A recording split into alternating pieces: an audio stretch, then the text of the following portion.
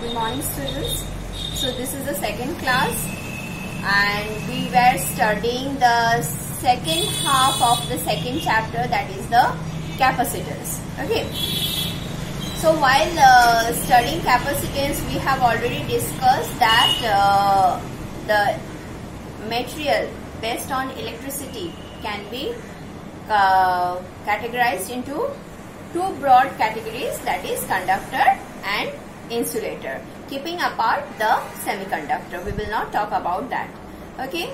And then we found that what are the characteristics or what are the behavior of the conductor when it is kept in between some electrostatic field. And then we have already learnt the two types of molecules, that is the polar molecule and non-polar molecule. And we found that if the dipole moment of any molecule is 0, then those type of molecule is called the molecules are known as non-polar molecule. Whereas if we get the dipole moment, that means the dipole moment has a specific value for any molecule, then that molecule will be called as the polar molecule. And we have also seen few examples. Oxygen and nitrogen are the non-polar molecules, whereas the water is the polar molecule, as because the center of gravity of the positive and the negative charges are apart from each other. But if we have dielectric, that I already told you that what are dielectrics. Dielectrics are those materials, that means it is a kind of insulators. When the insulator is capable of passing the electrical influence through it without conducting electricity, then the insulators are known as the dielectric medium. Okay. So if one dielectric medium is made of a non-polar molecule, it can be polarized when it is kept in between the electric field. So suppose when we will place one dielectric slab,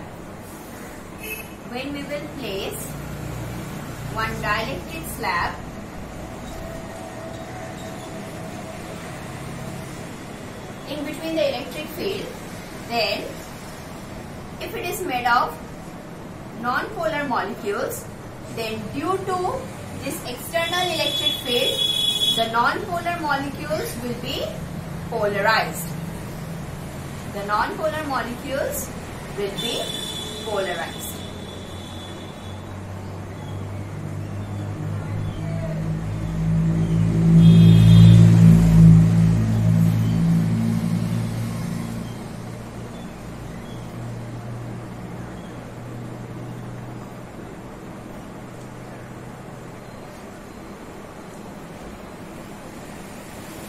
Like this, they will be polarized. How? As because you know, for the non-polar molecules, the center of gravity of the positive and negative coincides with each other. But here, when it will be kept inside the external electric field, then the center of gravity of the negative charge will be attracted towards the positively charged plate, and the positive charge will appear to be on the other side. So in this way you can see the effect.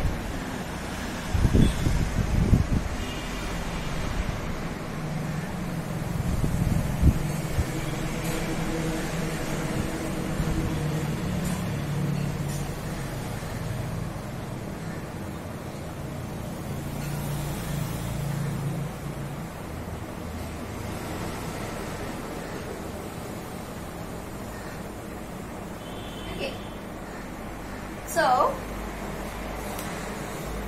this kind of polarization of the non-polar molecule is known as the effect of polarization. And how can we define that?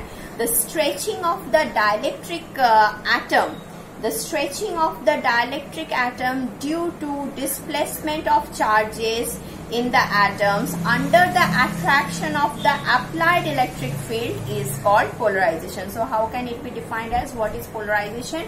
Polarization can be defined as the stretching of, here the stretching is taking place, the stretching of the dielectric atom due to the displacement of charges in the atom under the action of the applied electric field is called polarization. So when we will keep one dielectric medium made of non-polar molecules under some electric field, then the polarization effect can be observed. And when this thing will be observed, what we can say, in my previous class already I told you that, or in your previous chapter you have seen that electric field in between two charged plates can be written as sigma by epsilon naught when no medium is in between the plates.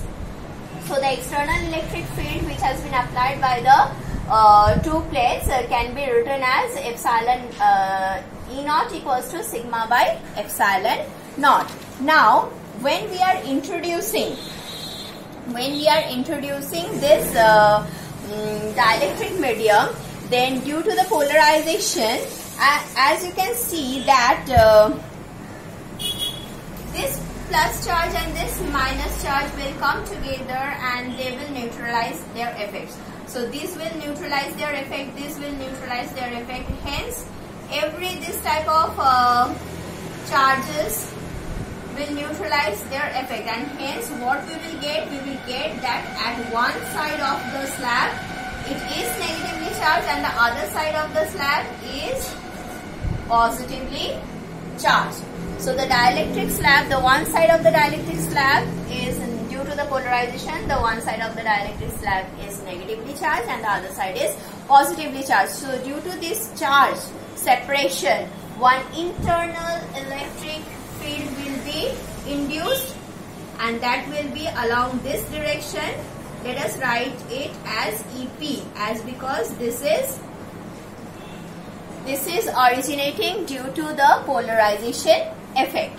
So when one dielectric medium will be placed in between the electrostatic field, then what we can see, one polarized electric field will be introduced in the slab because of the polarization effect. So the net resultant effect of the electric field, or the resultant electric field, becomes then it becomes E equals to E naught minus EP. E equals to E naught minus EP. So this is known as the reduced value. This is the reduced value of the electric field, as because the external electric field, this EP is less than E naught. So the resultant effect of the electric field in the slab will reduce.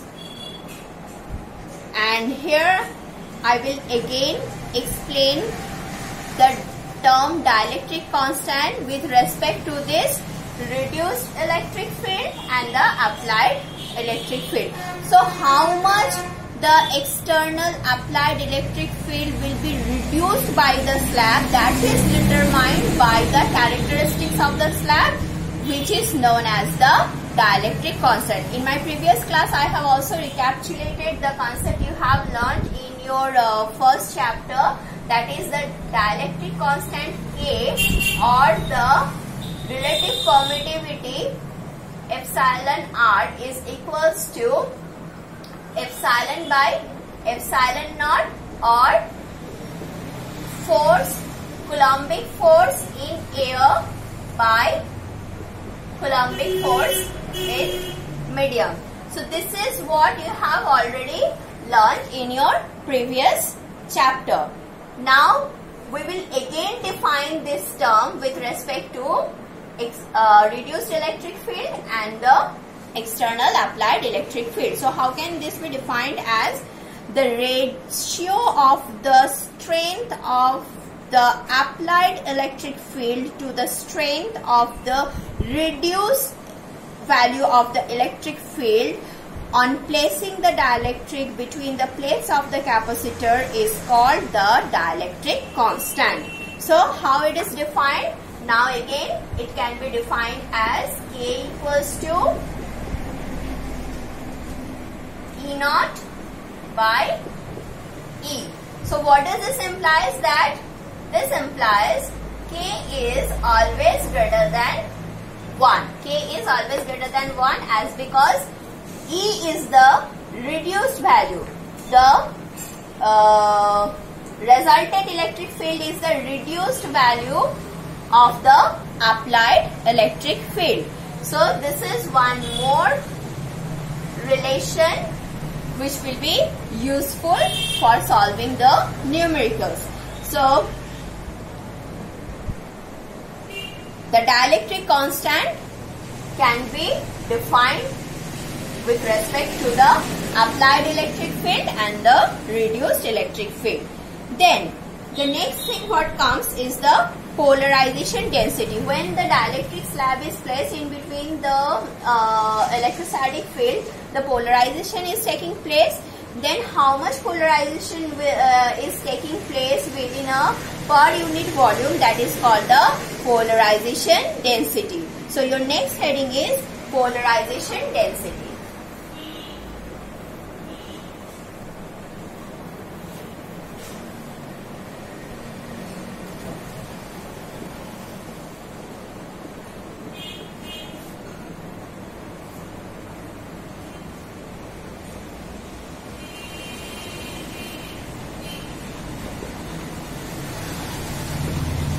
Polarization density, and how can we define this polarization density? We will write this polarization density with capital P. This can be written as written with capital P. And how can it be defined? The induced dipole moment developed per unit volume. The induced dipole moment while the polarization is taking place. So what you can find, the stretching of the center of gravity of the positive and the negative charges are taking place. So when the separation of positive and negative charge will take place, there will develop the dipole moment, and so what we can conclude, the induced dipole moment developed per unit volume. So how much dipole moment is induced per unit volume in a dielectric slab on placing it inside the electric field is called the polarization density. So how much dipole moment is induced per unit volume in a dielectric slab when it is placed between the external electric field, that is called the polarization density. Suppose if capital N number of atoms are there, if capital N number of atoms are there in per unit volume, then each atom will develop the dipole moment. So the total moment or the total dipole moment per unit volume can be written as capital N small p, and this is equals to capital P. So N is the number of atoms per unit volume. Capital N is the number of atoms per unit volume, and each atom is developing P amount of dipole moment. So the total amount of dipole moment developing per unit volume is capital N into small p, and that is equals to the polarization density. Now we will develop one more relation here, that is, suppose we take one, let capital A be the area of each plate of the through which we are introducing the external electric field. Then what we can write, the volume, as because the dielectric slab is placed between the capacitor, these two plates. So the dielectric inside these two plates, these are the 3D structures. So the dielectric is also in the form of slab. So when the dielectric is in form of slab, and if small d is the thickness of the dielectric or the separation between the two plates, and if capital A is the area of each plate, then the volume of the dielectric slab can be written as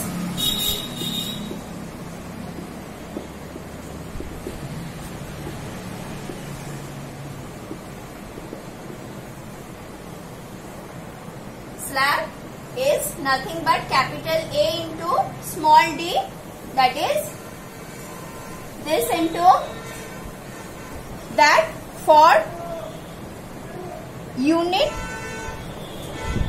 capital A into small d. Now what I told you, if as the effective charge on each surface is due to these negative charges and due to these positive charges, let us consider this as small q. So if the total charge on this side is minus small q and on this side is plus small q, then what can we write? What will be the dipole moment? The dipole moment will be small p according to figure.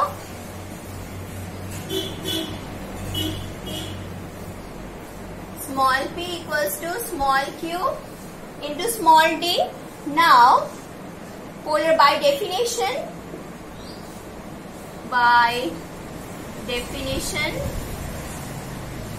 capital P is, so this is the total, this is the total dipole moment. Let us write it with P dash.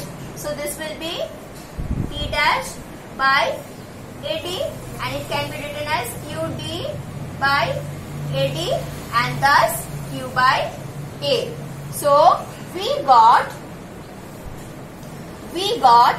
the polarization as Q by A. Now the polarization, this Q by A, charge per unit area, is nothing but surface charge density. So this is nothing but surface charge density which is originating due to the polarization. So I am writing with it as sigma P. So from this what we got? We got that capital P is equals to sigma P. Capital P equals to sigma P. Now, do you remember what we got earlier? The reduced electric field. The reduced electric field was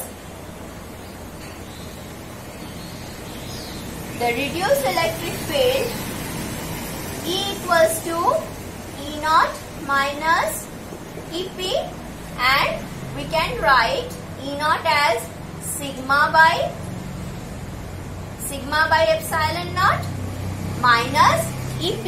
EP is the electric field due to the polarization. So this can be written as sigma P.